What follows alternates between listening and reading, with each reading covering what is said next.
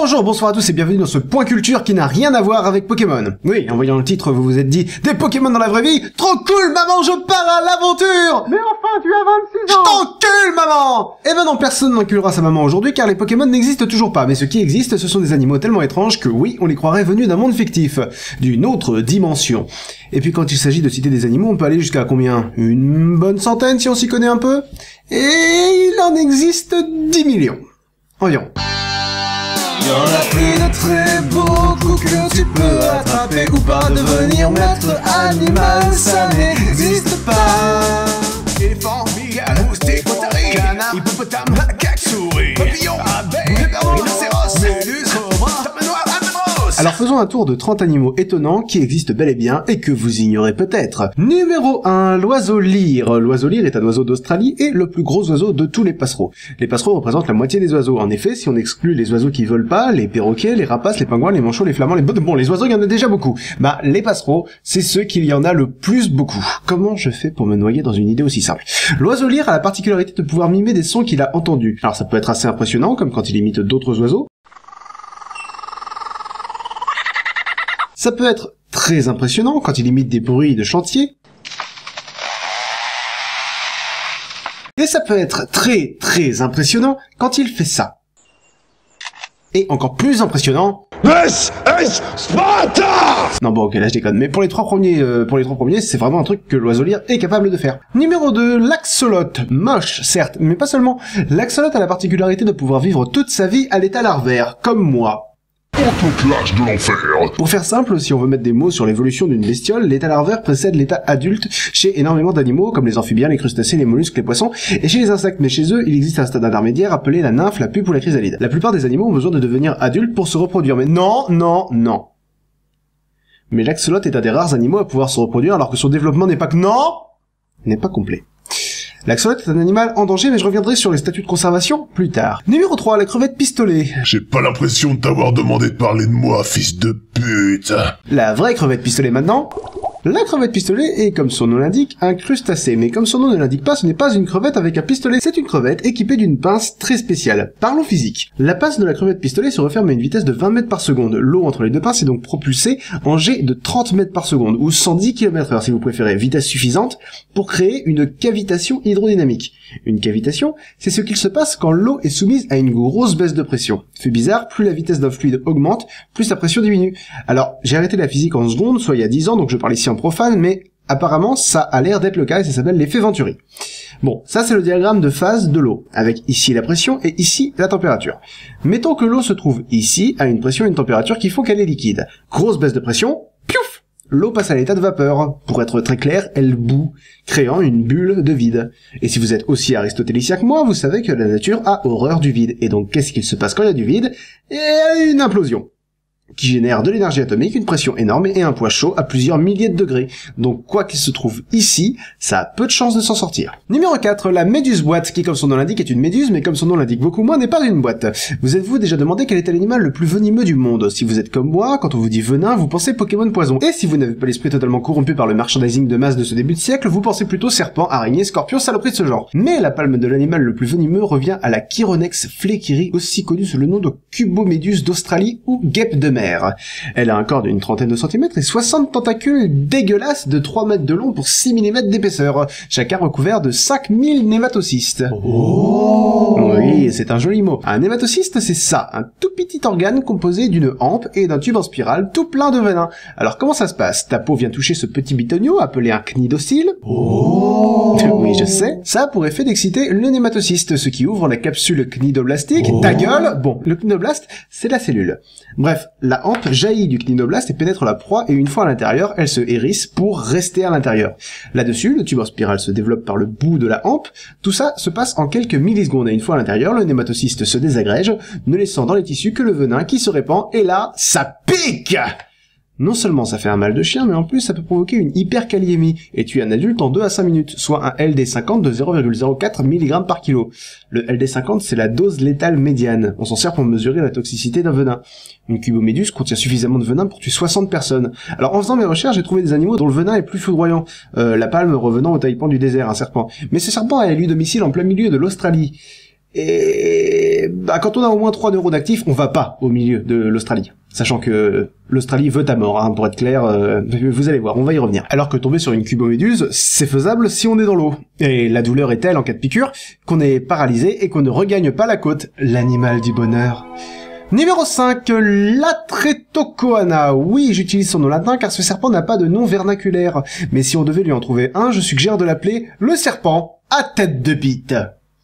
Sérieusement, certains appellent cette espèce de serpent le serpent pénis, mais si ton pénis ressemble à ça, consulte, vite.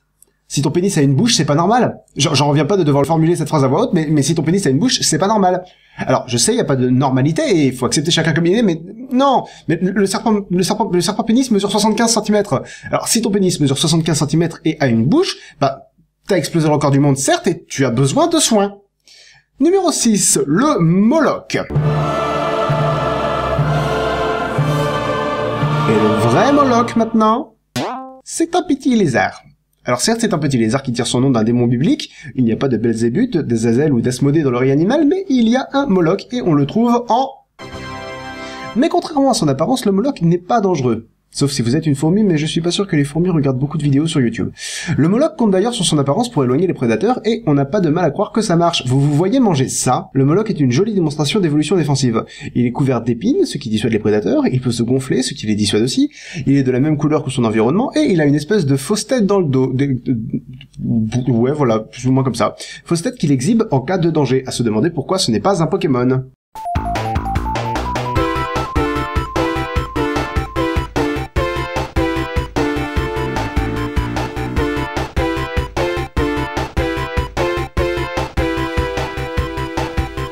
Numéro 7, Logocéphalus darwini. Alors, un animal qui a Darwin dans son nom scientifique, on est en droit de se dire que c'est un champion de l'évolution.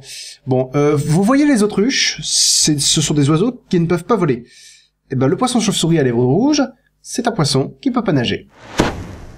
Bon, en fait, il peut nager, mais il nage très très mal, et il préfère marcher, si je peux dire, dans les fonds marins. Et en plus, il a de grosses lèvres rouges, tout à fait dérangeantes. Faisez-moi le bisou. Numéro 8, le narval. Alors le narval, il y a ceux qui voient ce que c'est, et pour les autres, essayez de vous figurer ce que ça ferait si une baleine se faisait une licorne. Bon, déjà, ça ferait très mal à la licorne, mais quelques mois plus tard, elle accoucherait d'un narval. Et vous voyez la corne du narval, c'est assez joli, hein. Vous savez ce que c'est? C'est une dent. Traduction, si les licornes existaient dans le monde réel, elles ressembleraient à ça. Numéro 9, le cochon de mer. Alors, contrairement à l'éléphant de mer qui ne désigne qu'un animal particulièrement dégueulasse, le cochon de mer désigne 3 animaux. Le marsouin, qui est un mammifère, les balistes, qui sont des poissons, et ça, qui est une merde. Le vrai nom de ce cochon de mer est le scotoplane. C'est en fait un concombre de mer qui vit dans les abysses. Oui, c'est à la fois un cochon et un concombre. Tu te démerdes. Les scotoplanes ont 7 pattes. Normal. Un corps translucide. Normal. Et vivent dans les abysses. Normal.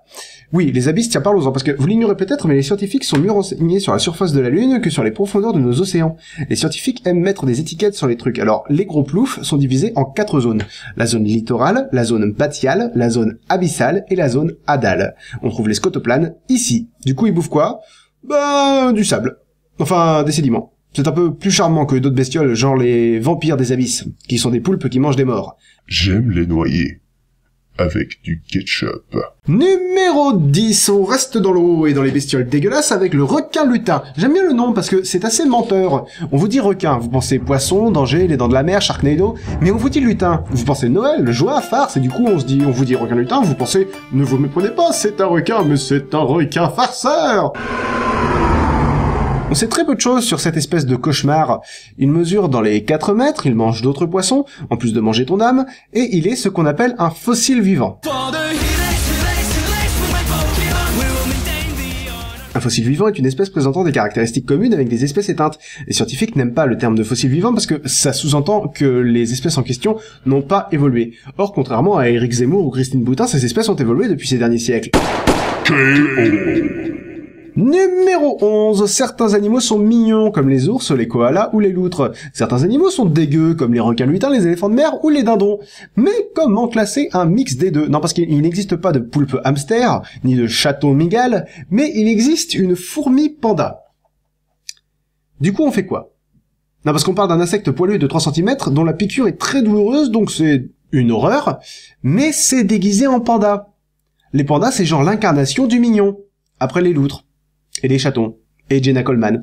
En fait, c'est même pas une fourmi. Petit point phylogénétique. Les guêpes et les fourmis font partie de la même superfamille, la superfamille des vespoïdes, qui comprend également la famille des mutilles, de gros insectes qui ne sont pas vraiment des guêpes, ni vraiment des fourmis.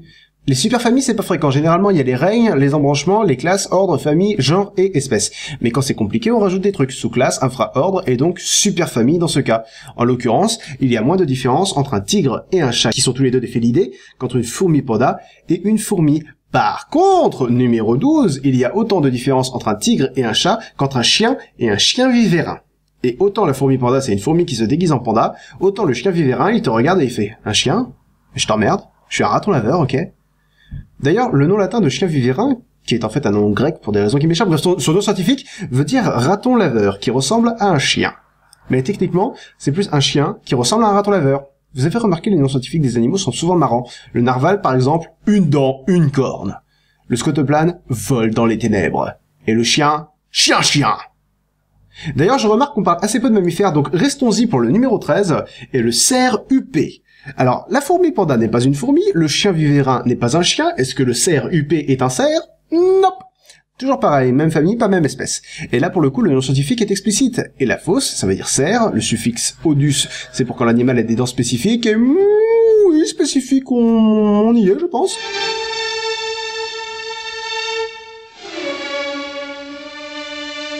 Et céphalophus, céphale la tête, lophos la crête, le cerf avec des dents et une crête sur la tête, le punkocère.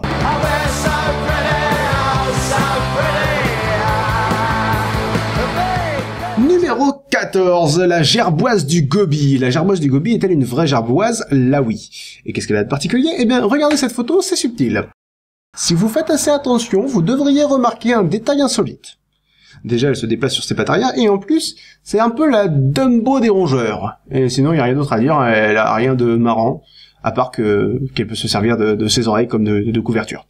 Numéro 15, le bentocodon. C'est une méduse qui est jolie. C'est long, un top 30, donc des fois je fais du remplissage. Non mais sans déconner, elle est jolie, on dirait un extraterrestre, avec un tutu. Le tutu c'est cool. Numéro 16 ?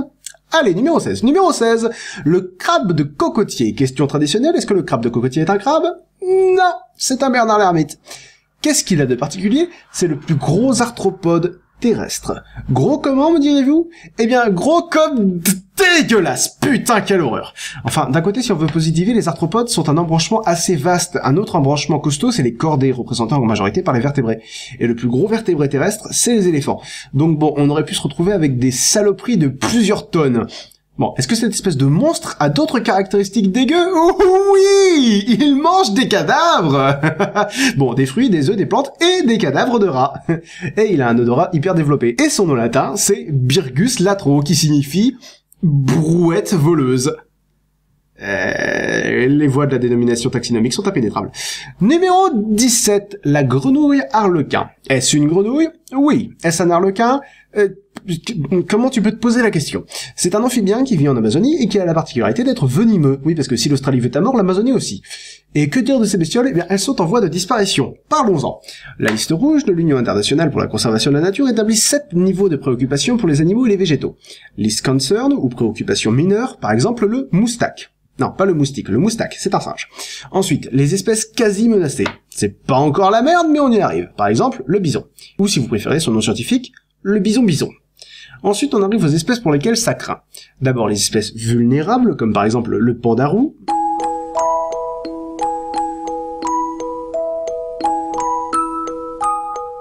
Ensuite, on a les espèces en danger, le aïe-aïe par exemple, ça se voit dans ses yeux, il a peur. Puis les espèces en danger critique d'extinction, et c'est là qu'on retrouve notre grenouille arlequin. Les espèces éteintes à l'état naturel, donc qu'on ne trouve qu'en captivité, ça ne s'applique qu'à 32 animaux, notamment l'oryx blanc, et enfin nous avons les animaux éteints. Dodo, hippopotame de Madagascar, élan du Caucase, le grizzly mexicain, le dauphin de Chine, le bandicoot à pied de cochon, le tigre de Tasmanie, le loup d'Hokkaido, enfin entre 20 000 et 50 000 espèces animales disparaissent par an. Cependant, il faut garder en tête que des espèces disparaissent et que d'autres apparaissent depuis toujours. Mais il faut bien reconnaître que l'homme a sans doute un petit petit impact sur l'environnement. Mais rassurons-nous, ça ne durera pas bien longtemps. D'après certains écologistes, l'humanité devrait s'éteindre dans le courant du siècle. Non, je suis sérieux. En fait, tu peux être aussi écolo que tu veux, c'est bien, mais d'après certains scientifiques, genre Frank Fenner, le gars qui a annoncé la fin de la variole, ou Paul Crutzen, Nobel de chimie, il est déjà trop tard. On consomme trop, on se reproduit trop, on prend trop de place, et nos petits-enfants vont vivre dans un monde cauchemardesque. Numéro 18, le batinome géant. Le batinome géant est un isopode. L'isopode n'est pas un iPod en forme de triangle isocèle. Chaque fois que quelqu'un fait ce genre de blague, un hérisson se suicide. Mettons fin aux blagues sur les isopodes. C'est surtout un ordre animal auquel appartiennent entre autres les cloportes. Les cloportes ayant la particularité de n'être l'animal préféré de personne tant ils sont laids. Eh bien, le batinome géant, c'est le plus gros isopode. Vas-y, imagine-le. Imagine-le bien, vas-y. Vas-y. C'est bon? C'est bon, tu l'as? Tu l'imagines bien? J'attends que t'aies fini de vomir. C'est bon, t'es sec? Alors, parlons du régime alimentaire du batinome géant. Il mange des cadavres de poulpes et de baleines. Tu veux peut-être qu'on passe à la suite? Ouais. Numéro 19, l'ornithorynque. La plupart d'entre vous ont déjà entendu parler de l'Ornithorhynchus anatinus. Mais connaissez-vous vraiment tout de ce monsieur patate de l'évolution? Certes, il a un bec de canard et une queue de castor, mais savez-vous aussi que c'est le seul mammifère à pondre des œufs? C'est à peu près aussi aberrant qu'imaginer un poisson qui nage pas! Grosse merde! Donc mammifère qui pond des œufs. Savez-vous également qu'il ne mesure qu'une cinquantaine de petits centimètres? Comme ma pipe! Savez-vous aussi qu'il est venimeux? Oui, ses petites patounes sont équipées d'aiguillons. Donc il est mimi, mais faut pas l'emmerder. Savez-vous aussi qu'on ne le trouve qu'à un seul endroit du monde? Savez-vous aussi, sinon, que l'ornithorynque est le seul mammifère capable de capter le champ électrique produit par ses proies? Et savez-vous qu'il peut se transformer en avion? Non, ok, il peut pas. Mais c'est l'Australie, hein, y a pas grand-chose de pas surprenant là-bas. Numéro 20, le blobfish. Attention, grosse charge érotique dans 3, 2, 1...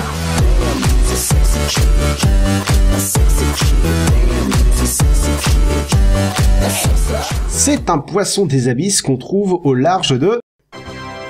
Vous savez, quand je parlais du red lip batfish et que je me foutais de sa gueule parce qu'il nageait pas, en fait, il nage un peu. Mais le blobfish, lui, flotte. C'est la grosse misère. Non seulement il ressemble à Quasimodo une fois sa tête plongée dans un brasero, mais vu qu'il vit dans une zone où la pression est énorme, son corps s'est adapté en étant tout mou. Et vous trouvez ça nul? Attendez de voir ce qu'il bouffe. De la neige marine. Et qu'est-ce que la neige marine? La neige marine a une composition qui inclut plantes et animaux morts ou mourants, déchets fécaux, sable, suie et autres poussières inorganiques. Pour le coup, le blobfish est ce qu'il mange. Un gros tas de merde. Et c'est avec une émotion non dissimulée que je prononce pour la première fois dans une vidéo ces mots totalement inédits. Numéro 21, le casoar. Le casoar est un oiseau d'1,50 m, d'un naturel assez farouche, mais qui est aussi réputé pour être l'oiseau le plus dangereux du monde. Vous savez ce que ça veut dire? Vous savez ce que ça fait de lui? Oh si, vous le savez. Yo, I'm Casoar, bitch, and I'll be rocking this place. Going live from Australia with a cask on my face. Going blue, red, black, tearing your ass to shreds. I'm alive, motherfucker, I'm the chicken of death. Second fattest bird on earth, tapping 6 feet tall. Second only to the ostrich, but you can suck my resource sharp claws, hunt you in the darkness. I'm your nightmare bitch, I'm the chicken of death. Step on my territory, and your ass is history. I'm mastering kung fu like I'm Navy and Bruce Lee. I can even hear you over the sound of my epicness. Clear of the velociraptor, I'm the chicken of death, bitch. Numéro 22, le poisson de Pacou, qui a le surnom fort sympathique de gobeur de testicules.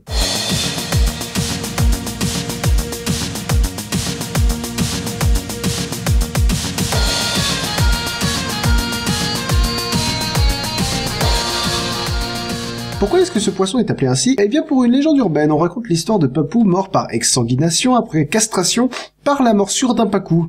V'là la mort de merde. En effet, l'animal ne trouvant plus les noix dont il se nourrirait habituellement, il s'est rapatrié sur d'autres genres de noix. Évidemment, c'est un canular. Tellement énorme qu'il est assez surprenant que des gens y aient cru. Numéro 23, la pieuvre mimétique ou Tomoctopus mimicus. C'est bien une preuve, la seule espèce de Tomoctopus existante, et aussi une bestiole très courageuse. Les pieuvres sont des baies de choix pour plein de poissons carnivores ou pour des mammifères marins, et ont tendance du coup à ne sortir que la nuit. Mais la pieuvre mimétique peut se permettre de s'exposer en plein jour parce qu'elle se sert de son talent naturel pour l'imitation pour passer inaperçue aux yeux des prédateurs. Elle sait imiter la rascasse volante, un poisson venimeux, le turbo, l'anémone de mer, la méduse, le serpent de mer en enfouissant 6 de ses 8 bras dans le sable et en brandissant les 2 autres, les ophiures qui sont des sortes d'étoiles de mer, les étoiles de mer qui sont des sortes d'ophiures. La seule question c'est est-ce que ce comportement est inné ou acquis?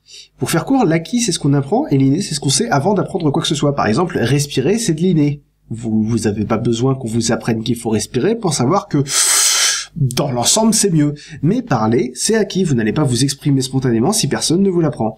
Et comme j'ai pas de preuves et que j'ai la flemme d'en chercher, il va falloir me croire sur parole. Numéro 24. Le siphonophore.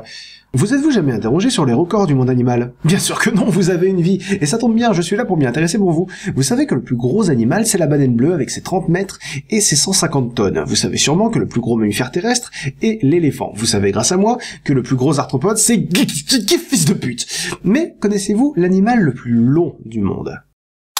C'est le siphonophore, un cnidaire abyssal de 40 mètres de long. Vous êtes surpris de l'apprendre? C'est donc un cnidaire surprise! Le siphonophore est constitué de plein de petits individus qui permettent à l'organisme de vivre comme un tout. Alors oui, c'est un peu cheaté du coup, c'est pas un organisme mais une colonie de zooplancton, un super organisme. Chaque individu a une fonction, il y a les flotteurs, les locomoteurs, les mangeurs et les reproducteurs. Si vous voulez leur donner des noms, comme les 7 nains, on a Plouf, Vroom, Miam, et vas-y comme ça, oui oui c'est bon, je la sens bien, oui oui encore oui, oh oui encore oh oui oui oui. D'accord, en parlant de oui oui, passons au numéro 25, la Rain Frog. Le rapport entre oui oui et la Rain Frog, c'est que oui oui habite au pays des jouets et que les Rain Frog ressemblent à des jouets. Ok, il y a aucun rapport, mais c'est pas facile de trouver des transitions, ok? Bon. La Rain Frog a la particularité que, si vous demandez à un gamin de 5 ans de vous dessiner une grenouille, il va vous dessiner ça. Et Dieu vit que cela était bon. Il tira une grosse taffe et dit « Mais c'est trop ça !» Et paf, ça fait des Red Frog. Mais Dieu décida que c'était pas assez ridicule. Quand on vous demande d'imiter une grenouille, si vous êtes français, vous faites quoi. Si vous êtes américain, vous faites ribbit. Si vous êtes hongrois, vous faites brekekeke. Si vous êtes coréen, vous faites 개굴개굴. Et si vous êtes défoncé, vous faites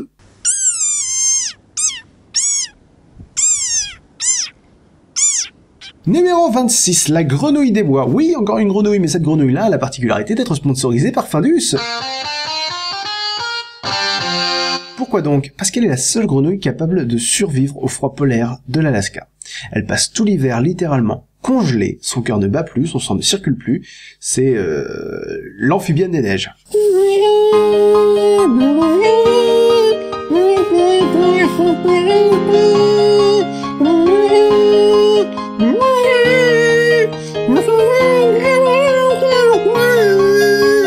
Et quand le printemps s'en vient, tout son organisme se réchauffe et elle ressuscite. Numéro 27, le bipes, ou sous son nom scientifique, le bipes, de la famille des bipédidés, comme ceci. J'ai du mal à croire que j'ai survécu à cette blague. Le bipes est donc un amphisbène. C'est comme si tu voulais dire amphibien, mais au milieu du mot tu te casses la gueule. Amphisbène. Qu'est-ce qu'un amphisbène? C'est un squamate. Qu'est-ce qu'un squamate? Les squamates regroupent les serpents, les lézards et les amphisbènes. Qu'est-ce qu'un amphisbène? C'est un squamate. Qu'est-ce qu'un squamate? Les squamates regroupent les serpents, les lézards et les amphisbènes. Qu'est-ce qu'un amphisbène? C'est un squamate. Qu'est-ce qu'un squamate? Ta mère. Le bipes ressemble donc à un serpent ou à un lézard, mais il a 2 pattes de merde à l'avant du corps. C'est genre Dieu qui s'est dit « Je vais faire un lézard rose, tiens. Oh, puis non, un serpent. Merde, j'ai commencé le lézard. Bon, je finis en serpent, fais chier. » Numéro 28, le loris, sale bête. Déjà rien qu'à sa tronche, il est trop mignon pour être honnête. C'est forcément une petite saloperie. Eh ben gagné, c'est le seul primate venimeux. Le truc improbable, on a des poissons qui nagent pas, des oiseaux qui volent pas, des mammifères ovipares, des animaux à 7 pattes, et ben maintenant, voilà le primate venimeux. Mais où est-ce qu'il génère son venin, me demanderez-vous?